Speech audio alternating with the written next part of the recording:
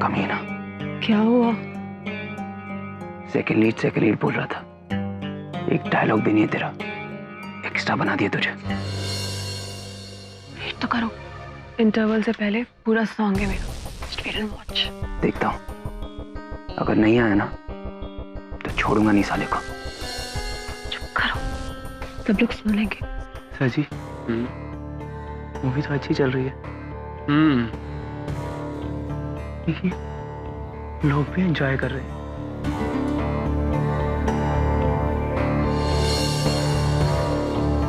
लेकिन प्रोड्यूसर साहब खुश नहीं है ना,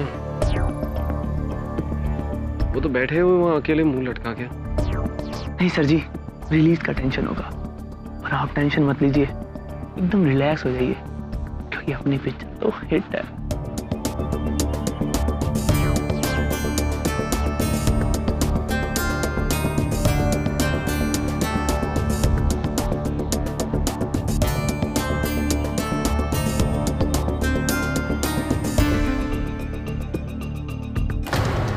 बोला था ना मैंने तुझे, कोई सॉन्ग नहीं आएगा तेरा। बेवकूफ बनाया उसने तुझे। पवन श्रीवास्तव, झूठ बोला तूने मेरी स्वीटी को। गजेन प्लीज। किधर है सॉन्ग? फैसल, बाहर निकालो इससे। नहीं छोड़ूंगा। छोड़ूंगा नहीं तुझे। फैसल, से बाहर निकालो। छोड़ो मुझे। बाहर निकालो इसे। तुझे जान से मारूंगा। छोड़ो मुझे, जान से मारूंगा तुझे। नहीं छोड़ूंगा। छोड़ो मुझे, नहीं छोड़ूंगा मैं उसे। उसे मेरी गर्लफ्रेंड को झूठ बोला है।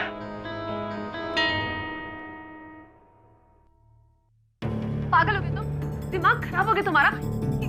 क्या किया तुमने? तो और क्या करता मैं? वो तुम्हें बेवकूफ बना रहा था। बेवकूफ तो तुम हो ही, और तुम्हारी इस बेवकूफी ने मेरे लिए आगे के सभी रास्तों को बंद कर दिया है। You know what? इस तमाशे को देखने के बाद श्रीवास्तव तो क्या, अब कोई और प्रोड्यूसर भी मुझे काम तक नहीं देगा। Shut up, Gajen. और तुम अभी इसी वक्त जाओ यहाँ से। और हाँ, तुम तो उससे माफी मांगने से रहे, लेकिन कोई बात नहीं, मैं तुम्हारे बिहाफ पर उससे माफी जरूर मांग लूंगी। ओके? अब just leave from here. Sweety, Don't talk to me, Gajen. Sweety.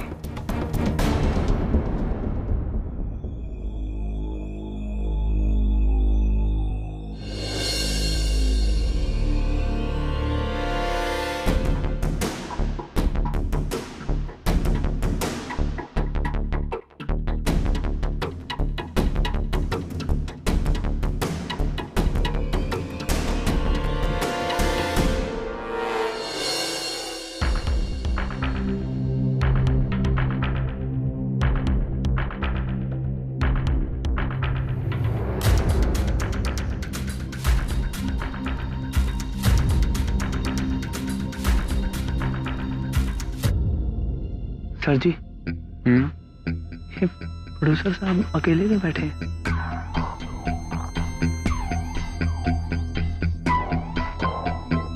Plan तो होगा स्वीटी के साथ बैठना, उसका बॉयफ्रेंड आ गया तो इनका पचका हो गया।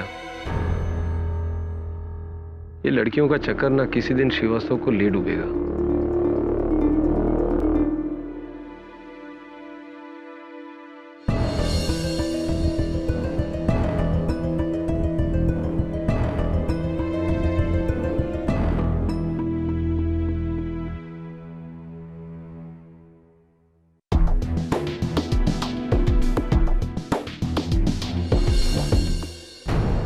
पर सर जी, वो कौन है? कौन? अरे मरेगा साला। श्रीवास्तव साहब ने कहा था किसी को मेरे नजदीक आने मत देना। पर सर वो घर कह रहा है। कौन है? ए, क्या हो रहा है? लाइट।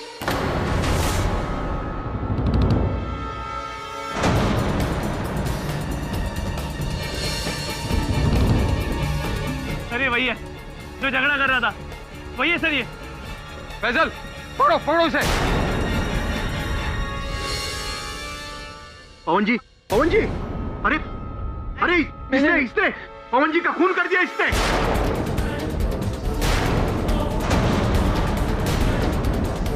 कोई पुलिस को बुलाओ, मैं इसे पकड़ के रखा हूँ। पुलिस को बुलाओ जल्दी। मैंने नहीं मारा जी, मैंने नहीं मारा। अरे मैंने मारा है। इतने सारे गवाह हैं, नहीं मारा है पवन जी को। अरे बुलाओ कोई पुलिस को। नहीं।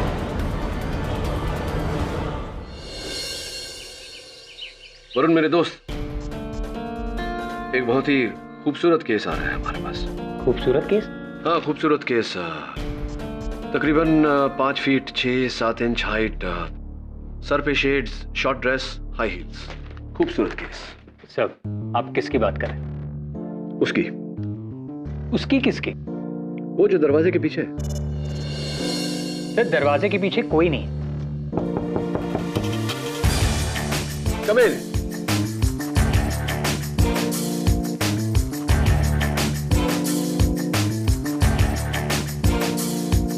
Mister KD Pathak. Hi, may I call you sweety? Please come in, sweety. तो आपके बॉयफ्रेंड गजेंद्र और प्रोड्यूसर श्रीवास्तव के बीच कहासुनी हुई। श्रीवास्तव ने फिजिकली आपके बॉयफ्रेंड को प्रीव्यू थिएटर के बाहर फेंकवाया।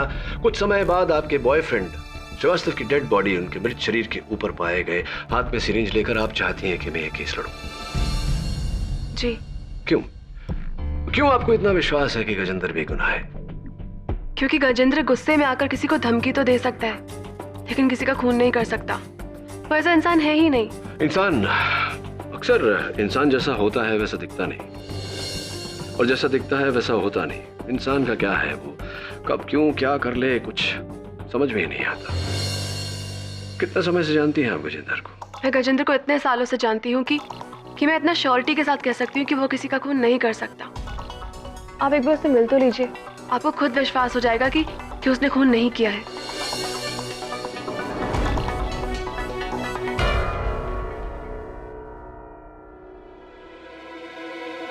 ओके। सर, इसके बारे में आपको कैसे पता चला? अखबार में केस की रिपोर्ट छपी है, और ये केस इतना विचित्र है कि कोई वकील इसे लेना नहीं चाहता। कौन बचा? केडी पाठक।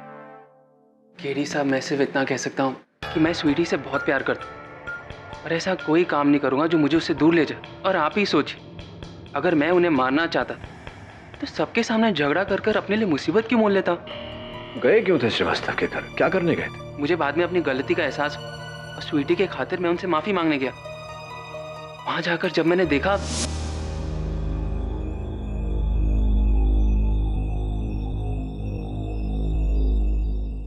सॉरी सर, सर,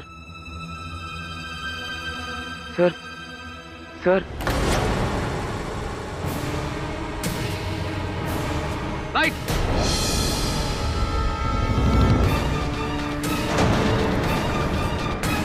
उनके गले में सिरिंज अटकी हुई थी, वो मर चुके थे।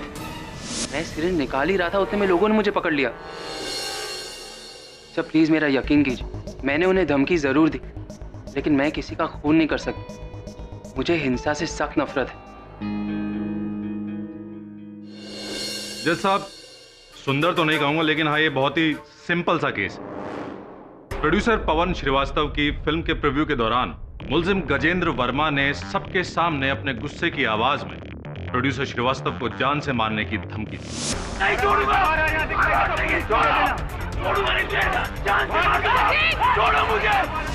इसके बाद मुलजिम गजेंद्र वर्मा को बेइज्जत करके जब थिएटर से बाहर निकाला गया, तो उसने जहर का इंजेक्शन मार के प्रोड्यूसर श्रीवास्तव की हत्या कर दी।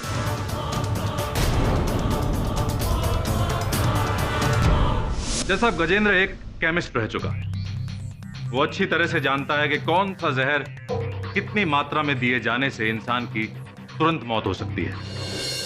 और सबसे खास बात यह है जज साहब कि गजेंद्र वर्मा को सिरिंज के साथ रंगे हाथों पकड़ने वाले एक नहीं, बल्कि कई लोग।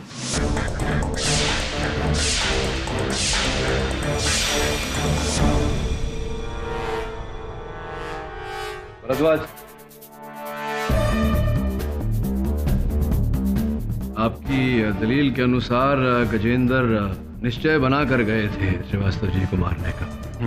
तो अपने साथ वो जहर और सिरिंज भी लेकर गए होंगे। जाकर के मार देते श्रीवास्तव जी को। फिल्म के मध्यांतर में इन्हें श्रीवास्तव जी के साथ चिल्ला चिल्ला कर बहस करके लोगों का ध्यान अपनी ओर आकर्षित करने की क्या आवश्यकता थी?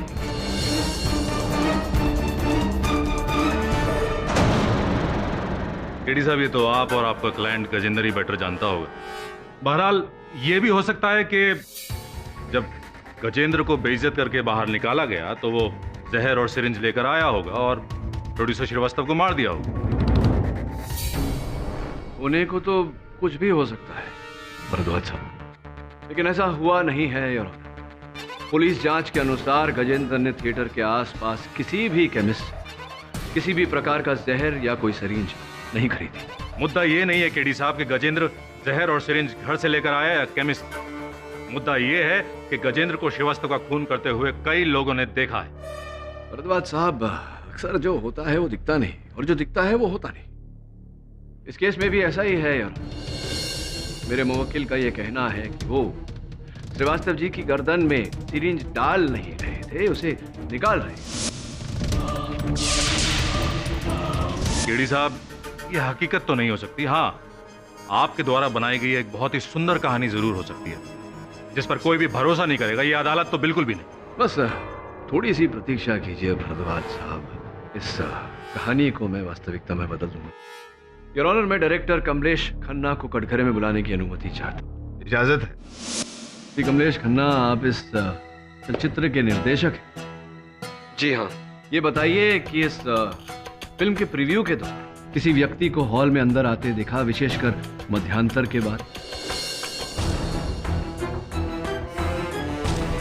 जी नहीं सर, और किसी को तो नहीं देखा मैंने। मैं तो फिल्म देख रहा था। बहुत अच्छी फिल्म बनी है वकील साहब, आप भी जरूर देखना। बहुत ही सुंदर केडी साहब, आपकी दलीलों में मजा तो बहुत आ रहा है, लेकिन क्या है कि अदालत का कीमती वक्त भी बर्बाद हो रहा है। इतने सारे गवाहों की गवाही के बाद यह बात तो साफ है कि फिल्म के दौरान गजेंद्र के अलावा प्रीव्यू हॉल में कोई आया ही। इसका मतलब गजेंद्र ने ही पवन श्रीवास्तव का खून किया है।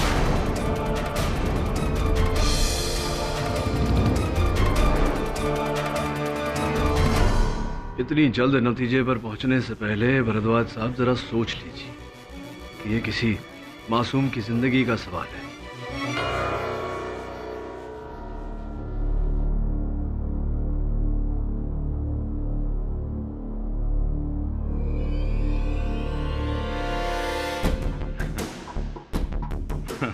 मासूम, बहुत सुंदर केडी साहब। आपके इस मासूम मुवक्किल की मासूमियत का एक बहुत ही उम्दा सबूत अभी अभी मेरे हाथ में। जज साहब, पुलिस रिकॉर्ड से पता चला है कि गजेंद्र वर्मा 14 साल की उम्र में अपने स्कूल के 2 लड़कों के साथ मारपीट और उनके सर फोड़ने के जुर्म में 4 महीने रिफॉर्म हाउस यानी कि बाल सुधार गृह में काट चुके हैं।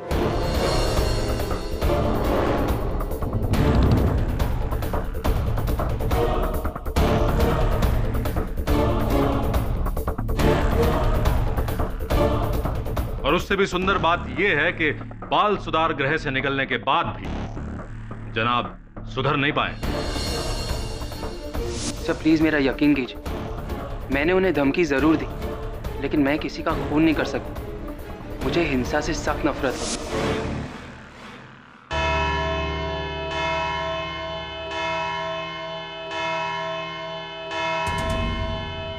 यह अदालत कल तक के लिए मुलतवी की जाती है। The court is adjourned till tomorrow.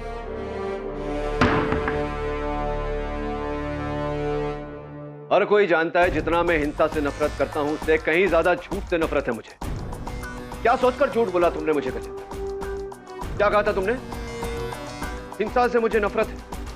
ये सब क्या था जो कोर्ट में बताया? सर मैंने आपसे कभी झूठ नहीं कहा। हाँ, बचपन में नादान में मुझसे गलती हो गई थी, जिसकी सजा मैंने 4 महीने रिफॉर्म हाउस में रहकर बिताई। 4 महीने मिले नर्स से भी बदतर थे। रिफॉर्म हाउस से बाहर निकलते ही मैंने डिसाइड कर लिया कि मैं कभी हिंसा का सहारा नहीं लूंगा। तो प्लीज मेरा यकीन कीजिए, मैंने खून नहीं किया। और कुछ है, कोई बचपन की बात या जवानी की बात जो तुमने मुझे बताई ना हो? प्लीज बता दो। नहीं सर, और कुछ भी नहीं। तो श्रीवास्तव यहाँ बैठा था और श्रीवास्तव के इर्द गिर्द बाकी के लोग बैठे थे सीट्स पर। अगर इनमें से कोई श्रीवास्तव की तरफ बड़ा होता, थैंक यू, तो इन लोगों में से उसे अवश्य किसी ने देखा होता। बाहर इन दरवाजों से कोई अंदर आया होता, तब भी यहाँ बैठे लोगों में से किसी ने उसे देखा होता, जैसे कि गजेंद्र को देखा। अगर इंटरवल के बाद ऑडिटोरियम में बाहर से कोई आया नहीं, किसी ने किसी को आते हुए देखा नहीं, तो फिर श्रीवास्तव की हत्या की किसने? सर, हो सकता है इनमें से कोई एक झूठ बोल रहा हो।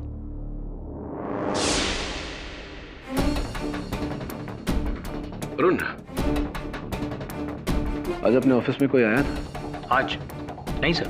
पक्का पता है तुझे कोई नहीं आया था? हाँ सर, हम 100% श्योर, कोई नहीं आया था। सोच के बता, सवेरे से लेकर के अब तक कोई नहीं आया? सर मुझे पता है कोई नहीं आया था। तो मेरी चाय कहाँ से आई? सर ये तो चाय वाला देखिए।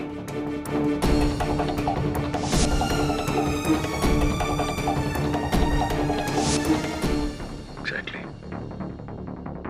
कि ऑडिटोरियम में भी कोई ऐसा व्यक्ति आया था जो हमेशा वहां से आता जाता रहता है, लेकिन उसकी तरफ ध्यान नहीं देता। सुनील, आप उस थिएटर में अशर हैं, प्रवेशक हैं। जी सर। लोगों को उनकी सीट दिखाने के अतिरिक्त आप वहाँ जलपान, स्नैक्स, कोल्ड ड्रिंक्स इत्यादि भी बेचते हैं। जी सर। तो ये बताइए कि उस दिन उस फिल्म के मध्यांतर के बाद आप थिएटर के अंदर गए थे? जी नहीं सर। सोच के बता। जी सर, मैं सच कह रहा हूँ सर। इंटरवल के बाद सर मैं काउंटर पर ही था सर, मैं अंदर गया ही नहीं सर। ठीक है, बैठिए। Thank you sir. खन्ना साहब, जरा सोच कर बताइए, क्या आपने उस दिन फिल्म के मध्यांतर के बाद हॉल के अंदर किसी को घूमते हुए देखा था? ऑब्जेक्शन जज साहब। बार बार सवाल पूछे जाने से सच्चाई बदल नहीं जाएगी। केडी साहब गवाह पर जोर डाल रहे हैं। Objection sustain. केडी, सवाल दोहराओ मत। क्षमा चाहता हूँ। और मेरा दूसरा सवाल, खन्ना साहब, क्या आपने उस दिन मध्यांतर के बाद सुनील अशर को, प्रवेशक को, हॉल के अंदर देखा? ऑब्जेक्शन जज साहब। ओवररूल्ड। KD, continue. देखा था या नहीं सुनील को? खन्ना साहब बताइए। केरी साहब, सच बताऊं तो मैं इतना नर्वस था कि होश में नहीं था। उस वक्त अगर अशर हुआ भी तो मैंने नोटिस नहीं किया। आप नर्वस थे, आपने नोटिस नहीं किया। जी हाँ, बैठिए। जी, थैंक यू। नहीं सर, मैंने अशर को कहीं नहीं देखा। हाँ सर, मुझे याद आ रहा है, उस दिन इंटरवल के बाद अशर वहां पर आया था। एक्चुअली सर, उस दिन इंटरवल में जो कुछ भी हुआ उसे देखकर मेरी जान सूख गई थी।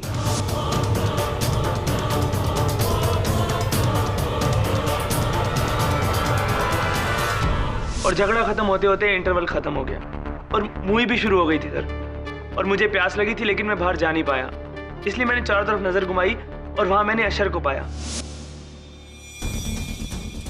हेलो, अजीब आदमी, लेकिन उसने मेरी तरफ ध्यान नहीं दिया और चला गया।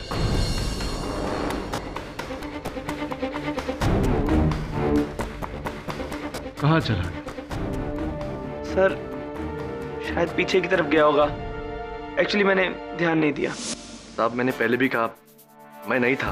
अरे ऐसे कैसे नहीं थे? अभी अभी उस फिल्म के असिस्टेंट डायरेक्टर ने अपने कथन में कहा है कि उन्होंने आपको देखा था हॉल के अंदर। आप कह रहे हैं कि आप नहीं थे, ऐसा कैसे हो सकता है? साहब, जब मैं अंदर गया ही नहीं तो फिर कोई मुझे कैसे देख सकता है? कितने अशर है तुम्हारे थिएटर में? साहब, वैसे तो 2 है, लेकिन उस दिन दूसरा छुट्टी पे गया था, मैं अकेला ही ड्यूटी पे था। एक अगर उस दिन छुट्टी पर था तो स्पष्ट बात है कि जिसको देखा है असिस्टेंट डायरेक्टर साहब के, वो आप ही थे, आप ही हॉल के अंदर थे। नहीं साहब, मैं भगवान की कसम खा के कहता हूँ, मैं उस दिन हॉल में नहीं था। मैं तो इंटरवल के बाद पूरी फिल्म खत्म होने तक थिएटर के बाहर ही था, अंदर गया ही नहीं। थिएटर के बाहर थे? थिएटर के बाहर क्या कर रहे थे? नहीं बोलिए, थिएटर के बाहर क्या कर रहे थे? कार पार्किंग में मैं अपनी गर्लफ्रेंड मीना से बात कर रहा था। वैसे चलो बा, कुछ समय के लिए मान लेते हैं कि तुम अपनी गर्लफ्रेंड मीना से बात कर रहे थे, तो फिर असिस्टेंट डायरेक्टर ने जिसे देखा वो कौन था? केडी साहब, वो कोई नहीं था। वो सिर्फ और सिर्फ एक वहम है, हम। हॉल में कोई आया ही नहीं था। आया था भरद्वाज साहब। अशर भले ना आया हो, लेकिन अशर के कपड़ों में कोई व्यक्ति अवश्य आया। भाई बहुत सुंदर केडी साहब, ये तो आपने एक नई कहानी शुरू कर दी। शुरू नहीं की, इसी कहानी को खत्म करने का समय आ गया है भरद्वाज साहब। और इस कहानी का आखिरी पार्ट उस थिएटर का वॉचमैन, योर ऑनर। आपका नाम? दुर्योधन प्रसाद साहब। दुर्योधन प्रसाद साहब। Order order. साहब नहीं साहब, साहब तो आप हैं, मैं सिर्फ दुर्योधन प्रसाद ही हूँ। अच्छा, तो दुर्योधन जी ये बताइए कि उस थिएटर के वॉचमैन द्वारपाल आप हैं? जी साहब। आपने उस फिल्म के मध्यांतर के बाद किसी को अंदर जाते हुए देखा? नहीं साहब, इंटरवल के बाद तो कोई आता ही नहीं साहब। पर हाँ, याद आया, एक आदमी को अंदर जाते हुए देखा था मैं। तुम्हें कैसे मालूम है कि वो बाहर का आदमी? क्योंकि वो आदमी थिएटर से बाहर आया ही नहीं, क्योंकि आया था तो इंटरवल के बाद ही आया था। और ये बात आप इतने विश्वास के साथ कैसे कह सकते हैं? साहब, वो आदमी इंटरवल खत्म होने के बाद अपनी गाड़ी में आया और गाड़ी हॉल के बाहर उसने पार्क कर दी। जब मैंने उससे कहा गाड़ी अंदर पार्क कर दो, तो वो मुझे अंग्रेजी में सेटअप करके चला गया। और ये जो आदमी इंटरवल के बाद अंदर घुसा था, ये बाहर कभी आया? इसे बाहर आते देखा? नहीं साहब, मैं उस समय चाय पीने को चला गया था। इस व्यक्ति का हुलिया कैसा? कैसा क्या मतलब? दिखता कैसा था वो? साहब, जैसे सब लोग दिखते हैं, हम आप वैसे ही था। मेरा मतलब है व्यक्ति का कद, उसकी ऊंचाई कितनी थी? अरे जैसे सबकी होती है वैसे ही थी, हमारी और आप जैसी। अच्छा, ये बताओ कि जिस व्यक्ति को तुमने इंटरवल के बाद अंदर जाते हुए देखा था, किस रंग के कपड़े पहने थे उसने? कमीज किस रंग की पहनी थी? रंग तो अरे हर आदमी वही रंग पहनता है, जैसे आप पहने और मैं पहनता हूँ, वैसे ही रंग था। मेरे या आप? मतलब दोनों की तरह, आप जैसा और मेरी जैसा। ये बताइए कि जिस रंग की कमीज उस व्यक्ति ने पहनी थी, क्या यहाँ अदालत में किसी ने उस रंग की कमीज पहनी है? क्या वकील साहब, सबने एक जैसे कपड़े पहने, जैसे आपने और मैंने। God, you colour blind. Honour, दुर्भाग्यवश ये कलर ब्लाइंड है, इन्हें रंगों की पहचान नहीं, किंतु मुझे पूरा विश्वास है कि जिस व्यक्ति को इन्होंने मध्यांतर के बाद थिएटर में जाते हुए देखा था, वही हत्यारा है। जज साहब, केडी साहब इस अदालत का वक्त बर्बाद कर रहे हैं। अरे जिस आदमी को रंगों की पहचान ना हो, जो आदमी किसी का होलिया ठीक से बयान तक ना कर सके, उस आदमी की बात का यकीन कैसे किया जा सकता है? भरद्वाज साहब, ये कलर ब्लाइंड है, पागल नहीं। आपका कहना बहुत सुंदर है केडी साहब, लेकिन ये भाई साहब कलर ब्लाइंड है, ये राज तो अभी खुला है। इनके बारे में और ना जाने कितने राज खुलने बाकी हैं। जज साहब, इस आदमी की गवाही पर भरोसा नहीं किया जा सकता। Excuse me KD sir. Your honour, अनुमति चाहता हूं। इजाजत है।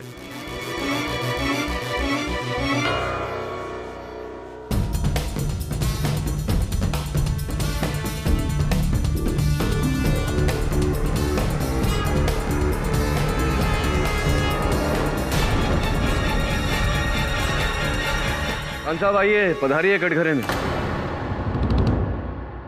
मिस्टर फैजल खान, आपने पुलिस को अपने ये दूसरे सेलफोन के बारे में नहीं बताया था, क्यों? जरूरी नहीं समझा। क्यों? 2 महीने पहले से वो सेलफोन मैं यूज ही नहीं कर रहा हूँ। क्यों? दरअसल 2 महीने पहले वो सेलफोन चोरी हो गया था। ऐसी? तो आपने वो सिम कार्ड को रद्द करवाया होगा, कनेक्शन कटवाया होगा? नहीं। पुलिस में रिपोर्ट की होगी सेलफोन चोरी होने की? जरूरत ही नहीं समझी। अब वैसे भी पुराना फोन था, बहुत तकलीफ दे रहा। नहीं खान साहब, फोन तो पुराना था, समझ गया। कनेक्शन तो आप ही का था, सिम कार्ड तो आप ही का था, आपने उसे कटवाना जरूरी नहीं समझा?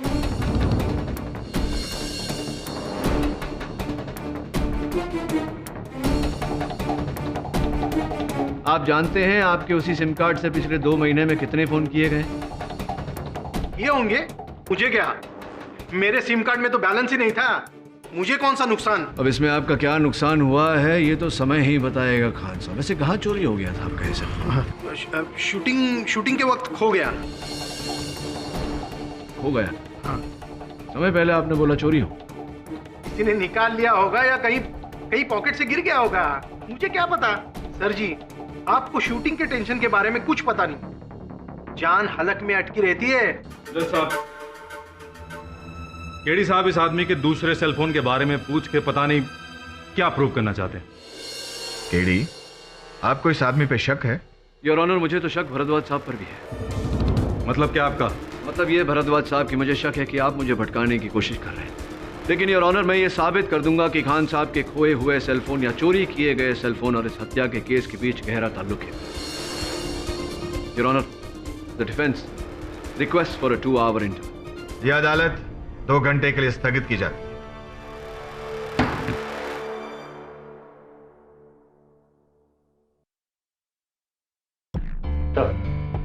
ये प्रोड्यूसर श्रीवास्तव के ऑफिस का पियन है, गंगाराम तावड़े। तावड़े जी, ये बताइए कि पिछले कुछ दिनों श्रीवास्तव जी का किसी के साथ झगड़ा, कोई लड़ाई, कोई अनबन ऐसा कुछ हुआ था क्या? साहब, फिल्म लाइन में पंगे होते रहते हैं, लेकिन आए दिन उनकी बीवी के साथ जबरदस्त झगड़ा होता था साहब। अच्छा, तो किस बात पे होता था पत्नी के साथ झगड़ा?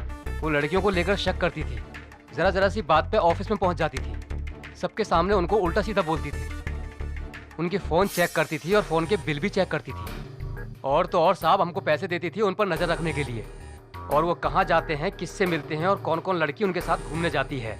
धन्यवाद, आभार इंतजार। जी साहब। वरुण, मुझे श्रीवास्तव पर संदेह हो रहा है। सोच, जिसकी बीवी इतनी शक्की हो, जो खुद इतना रंगीन मिजाज का हो, वो अपने इन रंगीले कार्यों के लिए खुफिया सेलफोन तो अवश्य रखे, क्योंकि उसकी बीवी उसके सेलफोन के बिल्स चेक करती थी, वो अपने नाम पर फ़ोन तो लेगा नहीं। मुझे पूरा विश्वास है कि फैजल खान का फ़ोन श्रीवास्तव के पास ही था। वो फ़ोन कंपनी से कुछ पता चला क्या? सर, मैंने फ़ोन कंपनी से पता किया, वो दूसरे सेलफोन से जो लास्ट कॉल किया था उसका लोकेशन श्रीवास्तव का ऑफिस ही है। तो जा फिर ढूंढ, ज़्यादा समय नहीं बचा। Right sir.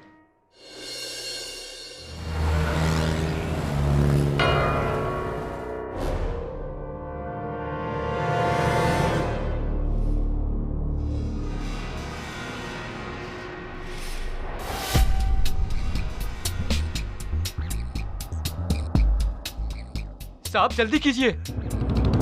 तुम फिक्र मत करो, तुम्हें कुछ नहीं होगा, मुझे मेरा काम करने दो।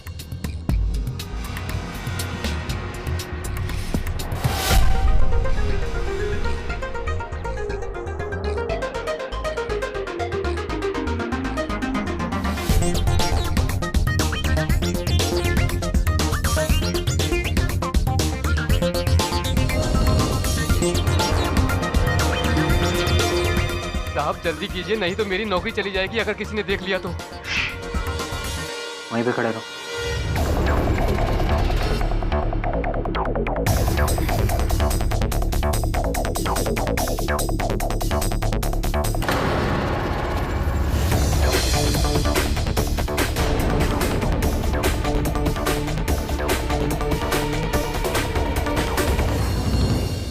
कौन साहब इस सेलफोन को पहचानते हैं?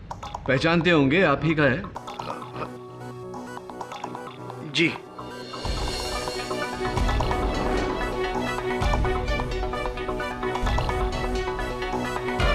हकीकत यही है सर कि ये सेल नंबर मेरा है ही नहीं। श्रीवास्तव साहब ने मेरे नाम पे ये नंबर लिया था। वैसे मैं तो नौकर आदमी हूँ सर जी, मालिक के हुक्म को टाल थोड़ी ना सकता हूँ। लेकिन कसम खाकर कहता हूँ सर कि जिस दिन से मैंने ये नंबर और ये फोन श्रीवास्तव साहब को दिया ना, उस दिन से मैंने ये मोबाइल की शक्ल तक नहीं देखी। अब आज ही देख रहा हूँ। योर ऑनर, इस सेलफोन से पिछले 2 महीने में हर रोज लगातार एक ही नंबर पर कॉल्स किए गए, और वो नंबर सुरभि सक्सेना का है। सुरभि सक्सेना को जानते हैं? हाँ, अब सुरभि सक्सेना।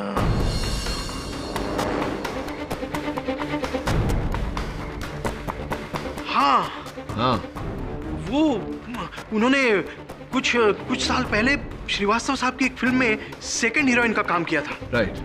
और कुछ महीने पहले वो श्रीवास्तव साहब के ऑफिस में भी उनसे मिलने आई थी। सुरभि सक्सेना।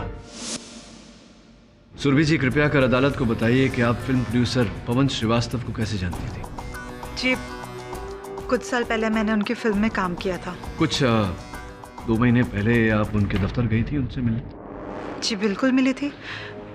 मुझे काम के सिलसिले में बहुत सारे प्रोड्यूसर्स, डायरेक्टर्स, कास्टिंग डायरेक्टर्स से मिलना पड़ता है। Of course. मैं गई थी उनसे मिलने। और उसके बाद दूसरी मुलाकात कब हुई उनके साथ? दरअसल उस मुलाकात के बाद जरूरत ही नहीं पड़ी। सुरभि जी, पिछले 2 महीने से श्रीवास्तव जी आपको लगातार प्रतिदिन 4-5 बार फोन कर रहे हैं और आपकी वार्तालाप मिनटों नहीं घंटों चल रही थी।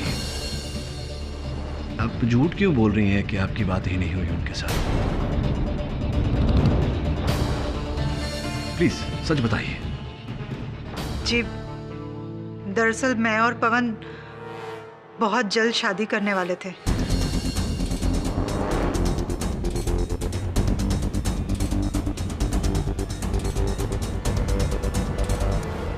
ये 2 महीने पहले ही आप उनसे मिली और इतने कम समय में प्यार हुआ, शादी तक बात पहुंची।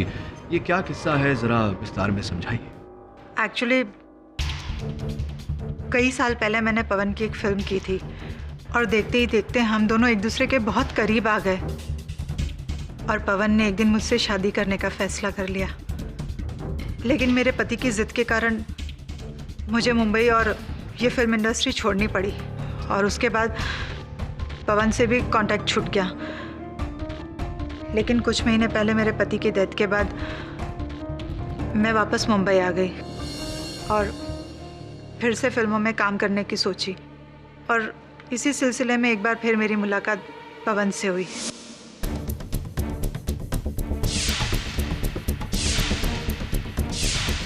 और इस फिल्म की रिलीज के बाद पवन अपनी बीवी को तलाक देकर हमारी शादी अनाउंस करने वाले थे।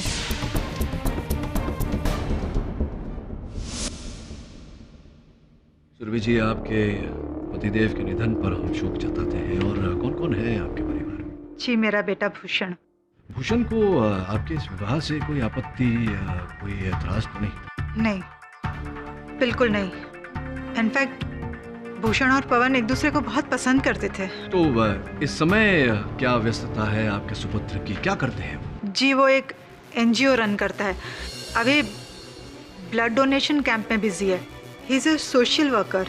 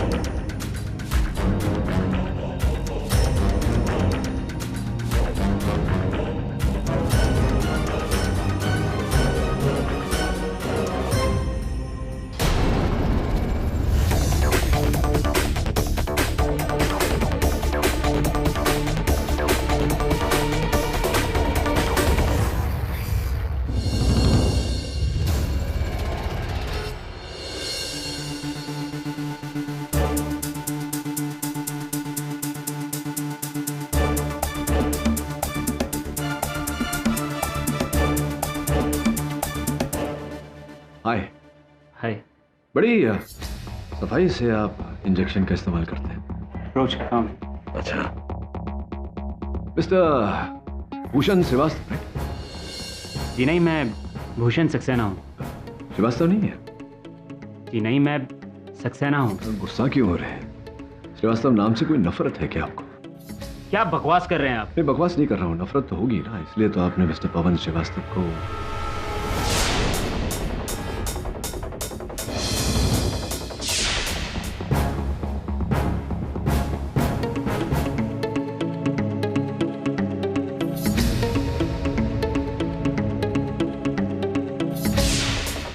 जाइए, मुझे और भी काम है।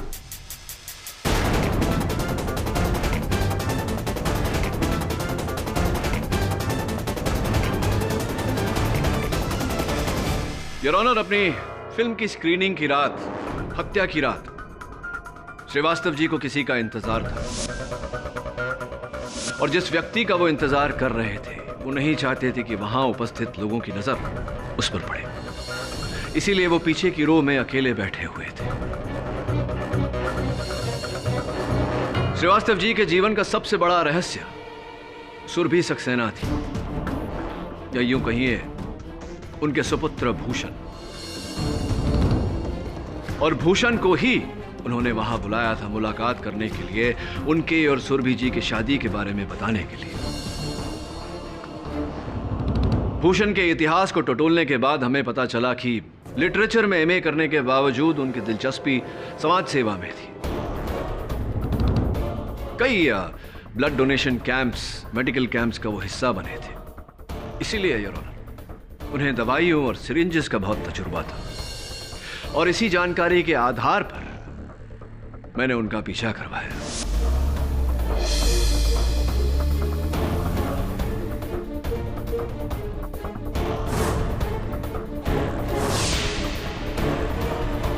मेरे सहायक वरुण भूषण की गाड़ी की डिक्की में से उस थिएटर के प्रवेशक का ये यूनिफॉर्म मिला, जिस यूनिफॉर्म को पहनकर भूषण ने श्रीवास्तव जी की हत्या की थी।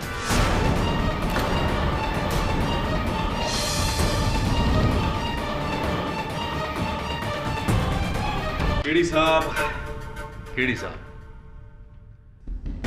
आपकी इस एक्साइटिंग स्टोरी का अंत काफी बोरिंग रहा।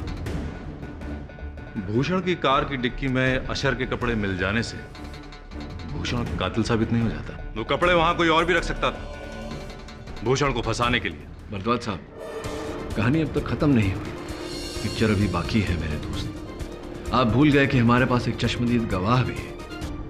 योर ऑनर, मैं इस केस के इकलौते गवाह उस थिएटर के वॉचमैन दुर्योधन प्रसाद जी को कटघरे में बुलाने की अनुमति चाहता हूं। दुर्योधन प्रसाद साहब, अदालत को यह बताइए कि उस रात जिस व्यक्ति को आपने मध्यांतर के बाद थिएटर में घुसते हुए देखा था, जिसने आपको क्या कहा था? अंग्रेजी में बोला था शट अप। हाँ, क्या वो व्यक्ति इस समय अदालत में उपस्थित है? जी वकील साहब, ये सामने खड़ा है, वही आदमी है।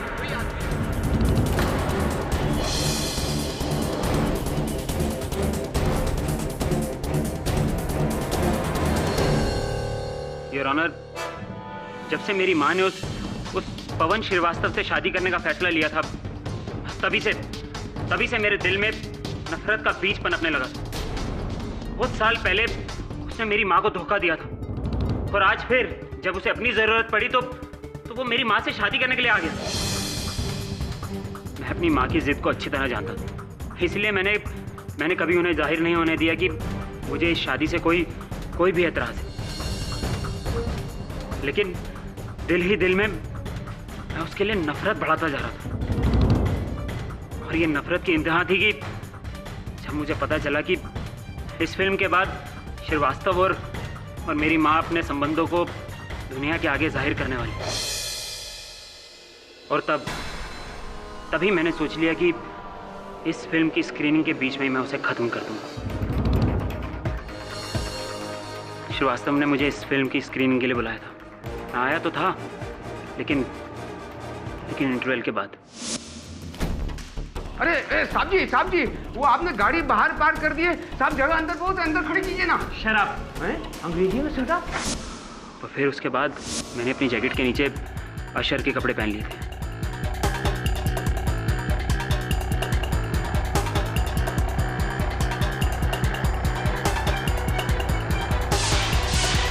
अंधेरे में मैं श्रीवास्तव के पास पहुंचा।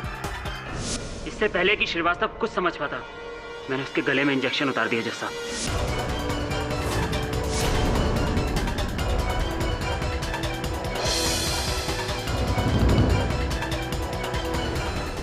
श्रीवास्तव को मार के मैं वहां से चुपचाप बाहर निकल गया। और फिर योर ऑनर गजेंद्र ने श्रीवास्तव जी को वहां देखकर उनकी गर्दन से वो इंजेक्शन निकाला। उसी समय डायरेक्टर खन्ना वहां आ गए और उन्होंने शोर मचाया।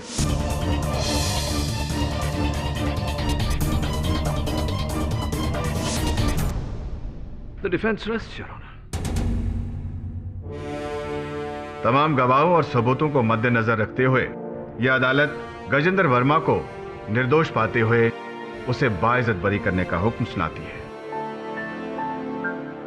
और भूषण सक्सेना को दोषी पाते हुए उसे गिरफ्तार करके उस पर केस चलाने का आदेश देती है। The case is closed.